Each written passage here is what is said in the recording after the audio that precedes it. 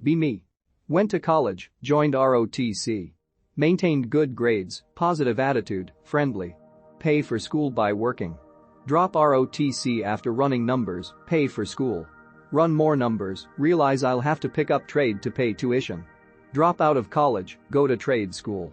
Do niche trade found in only large orgs, government. Unlike plumbing, you can climb ladders in management. Work ass off as apprentice, struggle in college.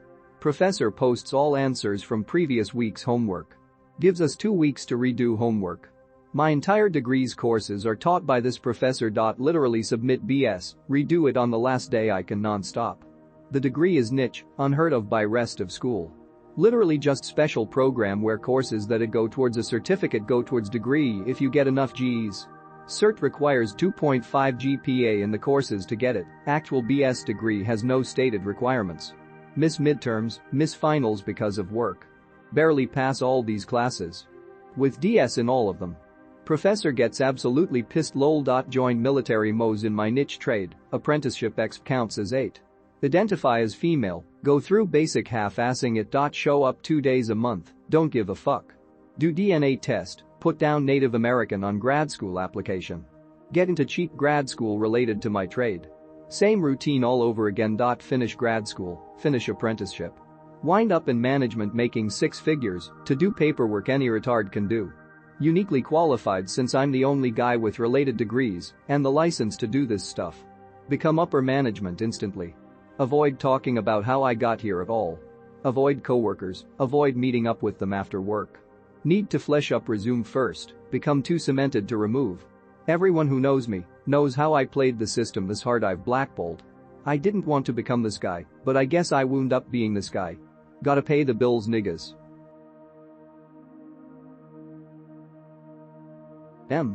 Between 18 to 20, when I was entering university. I'd been suffering from social phobia since age 10 and thought I was hot shit and gonna turn my life all around.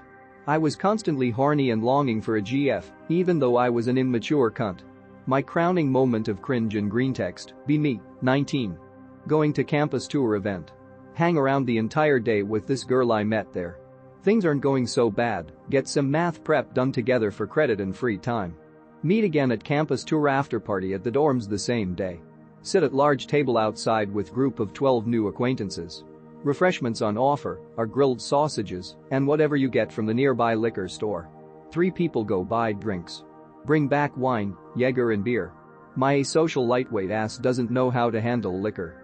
Start drinking everything. Group decides to play drinking games. I get shit-faced extremely quickly.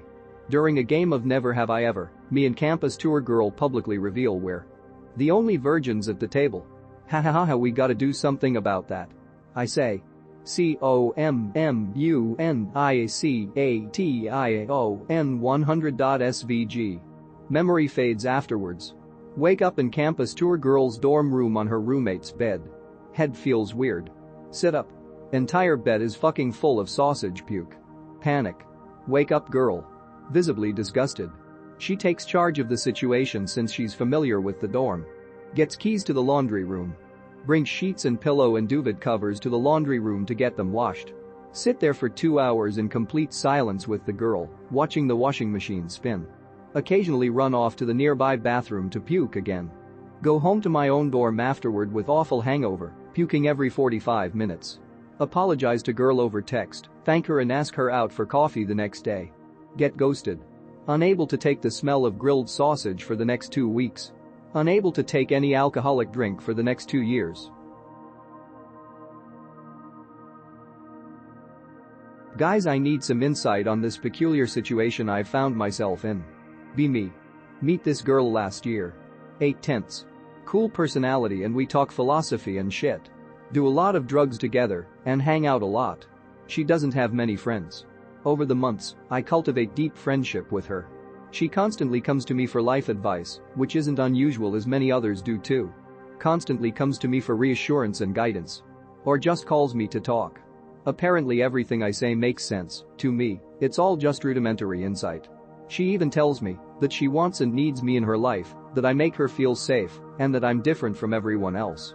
We'd go out to the fair and see concerts, she invited me to one, and I the other. But there's a catch, we're not dating.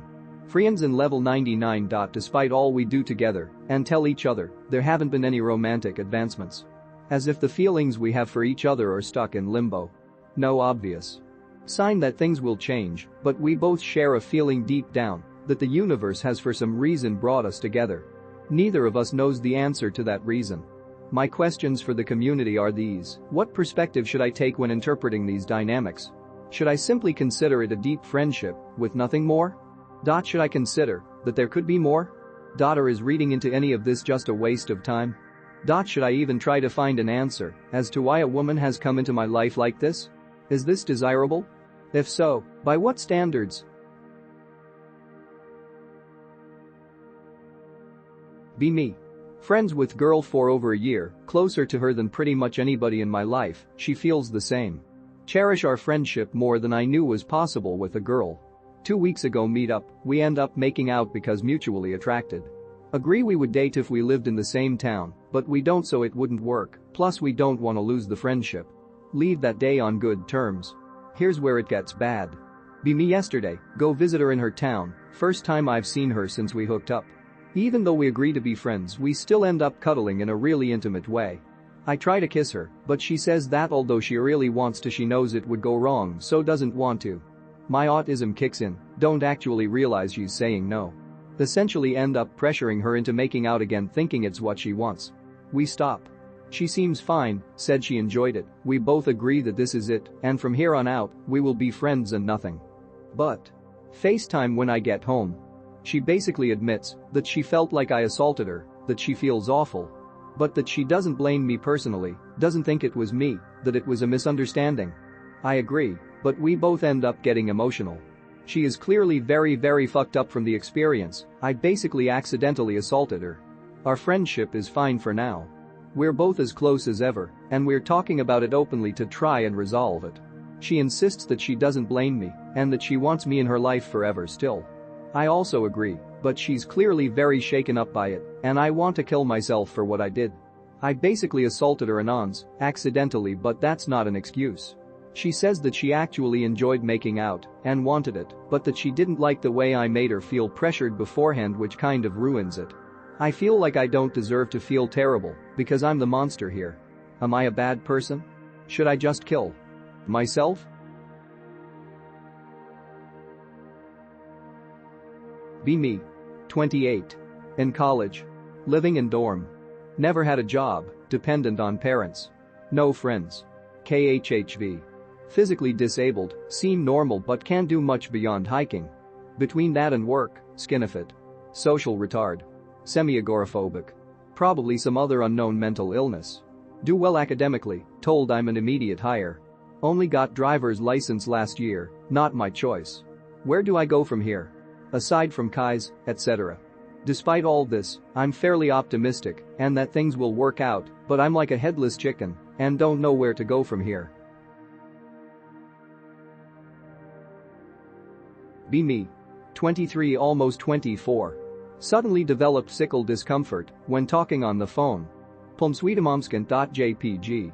It's now affecting relationship. My GF of 3 years has decided to bootcamp style help me with it. She has taken the role of drill instructor and has been trying to force me to answer phone calls. All of them. For practice.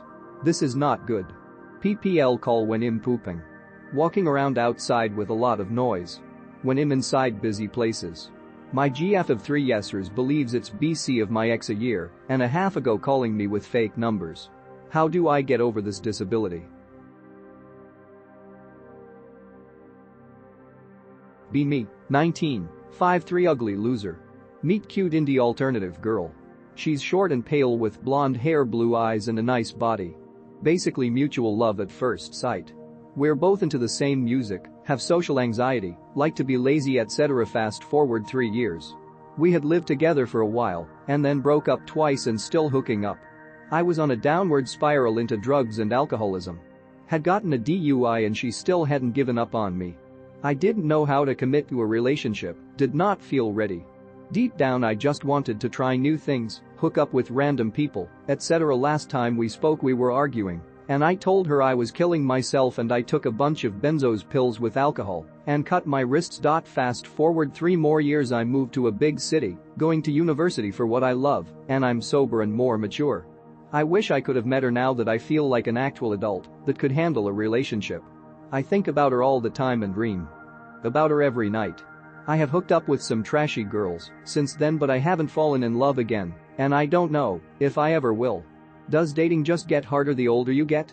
I feel like everyone either is settled down with someone now or is just not looking for love. I'm 24 by the way.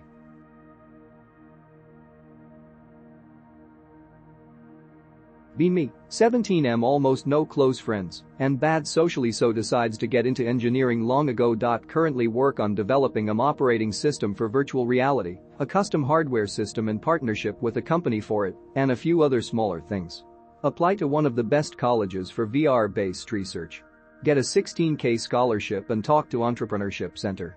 Guy sounds impressed after I show the software working, wants me to go to competition. Also finds out that I essentially get my own well-sized office to work from, as well as many other parks for a small share of company or profits. Find out I might be eligible for a $250K scholarship if the program is good enough and chosen. Also apply to Japanese unit so I can use first year outside of Japan for business-related things and come back to do research, fingers crossed. Talks to parents about everything. You should just stay at home city, op. I don't know if I can trust you out there. Overall, I'm doing really well with engineering in college, but my parents want me to go somewhere local and will get aggressive if I don't. I am either going to convince them, and if they don't care just ditch them, or I might stay. Am I an asshole if I leave them? I don't want to limit my options for the future and regret it years later because of them.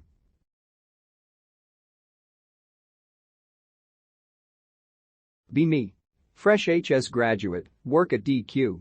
Friend works there, I used to like her friend. Former crush stops talking to me, I give up. Friend gets mad when I admit that I like another coworker. Goes you, not her because she isn't that pretty. Beg to differ.